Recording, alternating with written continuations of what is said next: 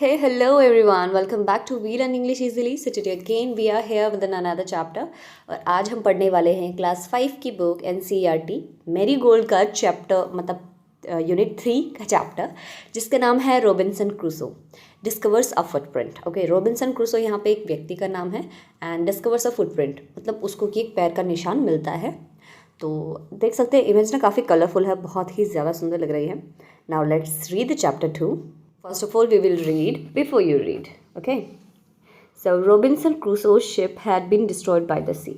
Robinson Crusoe की जो जहाज है वो समुद्र की लहरों के द्वारा खराब कर दी गई है, मतलब उसकी पूरी जो जहाज है वो खराब हो गई है, टूट गई है। He had been alone for many years. वो कई सालों से अकेला रह रहा है। And long for company. और किसी की मतलब कंपनी की विश कर रहा है, मतलब कि कोई तो उसके साथ रहने वाला हो। वन डे, एक दिन, he discovers a footprint on the sand. उसे रेत पर एक फुटप्रिंट मिलता है। Let's find out what he did then. चलो देखते हैं कि उसके बाद वो क्या करता है।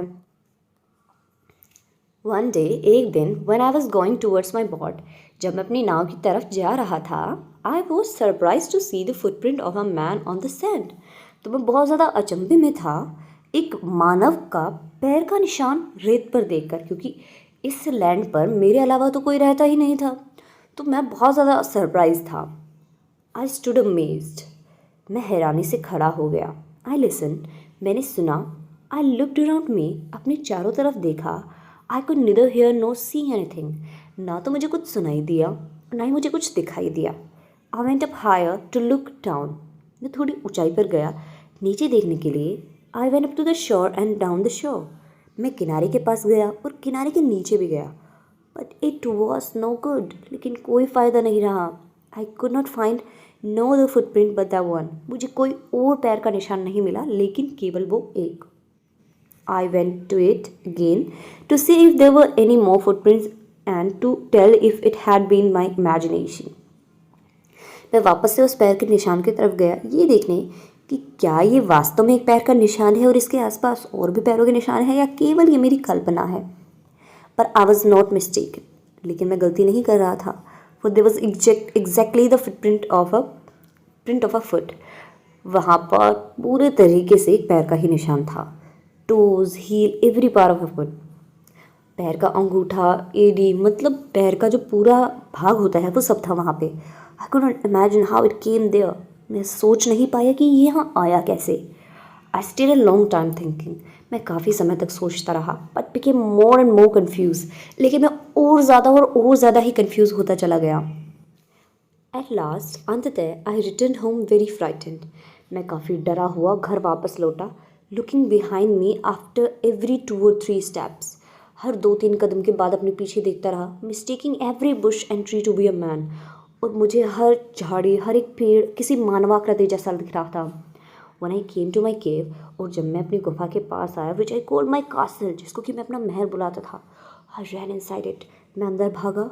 As if I was being chased, जैसे तो कि कोई मेरा पीछा कर रहा है। I do not remember whether I use ladder or went it by the hole in the cave. मुझे याद भी नहीं है कि मैंने उसके अंदर जाने के लिए किसी सीढ़ी का प्रयोग किया या मैं सीधा ही उस छेद में से अंदर घुस गया। कॉल द डोर, जिसको कि मैं दरवाज़ा बुलाता था, मतलब उसके पास में उसने सीढ़ियाँ लगा रखी थी चट्टान के पास में। तो उसको इतना भी याद नहीं रहा कि वो सीढ़ियों से गया है, वो सीधा ही छेद के अंदर घुस गया।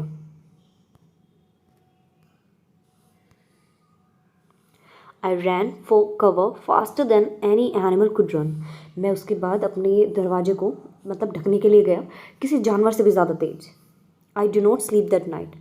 उस रात मैं सोया भी नहीं। The more I thought about what I had seen, जितना ज़्यादा मैंने जो देखा मैं उसके बारे में सोच रहा था, the more afraid I became. मैं उतना ही ज़्यादा डर जाता। I thought it could be one of the savages of the mainland who had wandered out to the sea in a small boat.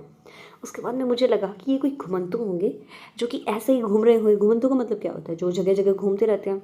तो वो समुद्र के पास आए होंगे अपनी किसी छोटी सी नाव में आकर। Luckily I was not on the shore at that time. और भाग्यवश उस समय मैं किनारे पर नहीं था। बट वॉट इफ़, लेकिन क्या होगा? He has seen my boat. अगर उसने मेरी नाव देख ली होगी। If he had seen the boat he would have realise that someone lived on the island. मतलब जैसे ही उसने नाव देखी होगी तो उसने सोचा होगी कोई ना कोई तो इस आइलैंड पे रहता है। And would soon return with others to kill and eat me, और वो जल्दी ही वापस लौटेगा अपने साथियों के साथ मुझे मारने और खाने। एंड सो आई ले fearful फॉर मैनी डेज, और इसी तरीके से कई दिनों तक मैं डरा हुआ अपने बिस्तर पर सोता रहा एंड प्रेड फॉर प्रोटेक्शन, और सुरक्षा की प्रार्थना करता रहा। इन डूइंग सो, ऐसा कर कर I was much comforted and begin going out to investigate.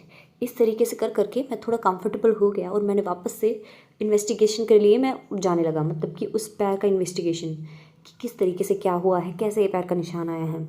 But even now as I went forward, लेकिन अभी तक भी जैसे ही मैं आगे चलता, I look behind me frequently, तो मैं मतलब शीघ्र ही, जल्दी ही, बहुत जल्दी, जैसे 2-3 कदम चलकर या 4-5 कदम चलकर मैं पीछे देखता, because I was still very frightened, क्योंकि मैं अभी बहुत ज़्यादा डरा हुआ था। हाउएवर, फिर भी जैसे कैसे भी, as I went about for 2 or 3 days and so nothing, लेकिन जैसे कि मैं 2-3 दिन तक चलता रहा और कुछ नहीं देखा, I became a little bolder, मैं थोड़ा बहादुर बन गया। I decided to go down to the shore again and examine the footprint once more. तो मैंने सोचा कि मैं वापस से किनारे के पास जाऊंगा और उस जो पैर के निशान को एग्जामिन करूंगा, देखूंगा, अच्छे से समझूंगा। I decided to measure it with my own foot mark. मैंने सोचा कि मैं इसे अपने पैर के निशान के साथ मेजर करूंगा, नापूंगा। As I came closer to the footprint, और जैसे ही मैं पैर के निशान के पास आया, I realize that it could not be my footprint because I had not come to this part of the beach since a long time. उसके बाद मुझे महसूस हुआ कि ये मेरे पैर का निशान तो हो ही नहीं सकता, क्योंकि काफ़ी समय से मैं इस बीच पर तो आया ही नहीं हूँ। सेकेंडली, और दूसरी बात, as I place my foot alongside the footprint, जैसे ही मैंने अपने पैर के निशान को, मतलब जैसे ही मैंने उस पैर के निशान के बराबर अपना पैर रखा, it seem larger than my own, तो ये मेरे पैर से ज़्यादा बड़ा था। माई फियर रिटर्न, मेरा भय वापस लौट गया। आई वेंट होम अगेन, मैं वापस घर गया, believing that there was someone there, ये मानकर कि कोई ना कोई तो यहाँ ज़रूर है। द आइलैंड वॉज इनहेबिटेड, इस आइलैंड पे अब फिर से कोई रहने लगा है, मतलब मैं केवल अकेला नहीं हूँ, इस आइलैंड पे और कोई भी रह रहा है। So this was a chapter, I hope आपको समझ में आया होगा। Now let's see the new words. Savage, it means wild people in the primitive state. जंगली जानवर, मतलब जंगली लोग जो कि जंगल में हमेशा रहते हैं और घुमंतू रहते हैं। Mainland, large continent, large continuous extent of land, मतलब लैंड का थोड़ा बड़ा हिस्सा। Wandered, it means go from one place to another without a definite route, मतलब बिना किसी मंजिल के यहाँ से वहाँ घूमना। Bolder, it means more confident, थोड़ा और कॉन्फिडेंट हो जाना। इनहैबिटेड मीन्स ऑक्यूपाइड और ड्वेल्ड इन, निवास करने लग गया है कोई। Now let's see the question and answer. What made Robinson Crusoe think that the print on the ground was a footprint? Because there was every part of foot on that footprint. Why was Robinson afraid when he looked at the bushes and trees? Because he was imagining them to be a man. Why did Robinson pray when he saw the footprint? Because he thought they might be savages who would soon return and kill him and eat him. Choose the correct answer. Robinson ran back to his home as fast as he could because he was afraid. He could not sleep because... Why was Robinson Crusoe sure that it was not his footprint?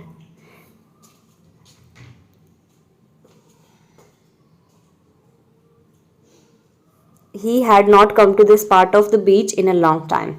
Where was Robin Crusoe? He was alone on an island. Okay, so this was the chapter. I hope आपको समझ में आया होगा, but still if you have any doubt then you can tell me in the comment section, and again if you want me to explain the exercise too then you can tell me in the comment section. I will make another video for you. Thank you. Thanks for watching. Do not forget to subscribe the channel and hit the bell icon.